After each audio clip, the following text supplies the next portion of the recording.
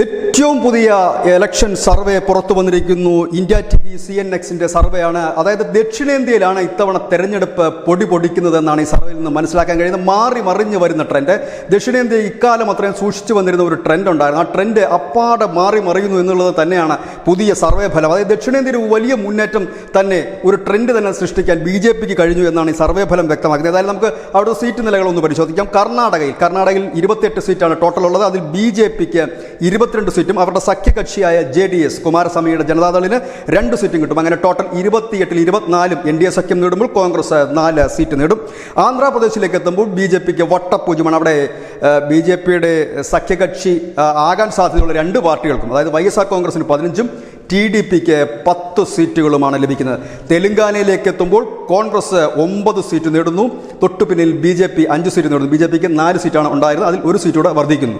BRS അവിടെ കൂടുതൽ seat ഉണ്ടായിരുന്ന തെലങ്കാന ഭരിച്ചിരുന്ന ചന്ദ്രശേഖർ റാവുവിന് BRS 2 സീറ്റിലേക്ക് ഒതുങ്ങുന്നു. അസുധീൻ ഓവൈസിയുടെ AIM 1 സീറ്റ് നേടും. ഇനി തമിഴ്നാട്ടിലേക്ക് എത്തുമ്പോഴാണ് മോദി തരംഗം പ്രകടമായി തന്നെ തമിഴ്നാട്ടിൽ കാണുന്നുണ്ടെന്ന് വിവിധ ചാനൽ സർവേകൾ പറഞ്ഞിട്ടുണ്ടെങ്കിൽ ഇവരും അത് ആവർത്തിക്കുന്നു.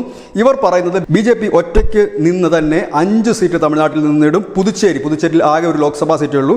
ആ ലോക്സഭാ സീറ്റും BJPക്ക് ആയിരിക്കും എന്ന് പറയുന്നു. ഇവിടെ ADMK 6 സീറ്റ് നേടുമെന്ന് കൂടി പറയുന്നു. ബാക്കി സീറ്റെല്ലാം DMK നേടുമെന്ന് തന്നെയാണ് പറയുന്നത്. ഇനി കേരളത്തിലേക്ക് എത്തുമ്പോൾ വലിയ ട്വിസ്റ്റ് തന്നെയാണ് ഈ സർവേ പറയുന്നത്. കേരളത്തിൽ 20 സീറ്റാണുള്ളത്. അതിൽ UDF 11 സീറ്റും LDF 6 സീറ്റും BJP 3 സീറ്റ് നേടും എന്ന് തന്നെയാണ് പറയുന്നത്.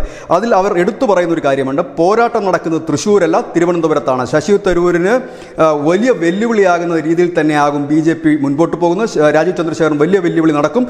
തിരുവനന്തപുരത്ത് ഇഞ്ചോടിഞ്ച് പോരാട്ടമാണ് എന്നാണ് സർവേ പറയുന്നത്. ഈ സർവേ തന്നെ പറയുന്നു തൃശ്ശൂരിൽ LDFും BJPയും തമ്മിലാണ് പോരാട്ടം. ഒരു ചെറിയ മേൽക്കൈ LDFിനുണ്ടെന്നും ഈ സർവേ പറയുന്നു. BJP ഏറ്റവും കൂടുതൽ വിജയപ്രതീക്ഷ വെക്കുന്ന ഒരു മണ്ഡലം തൃശ്ശൂരാണ്.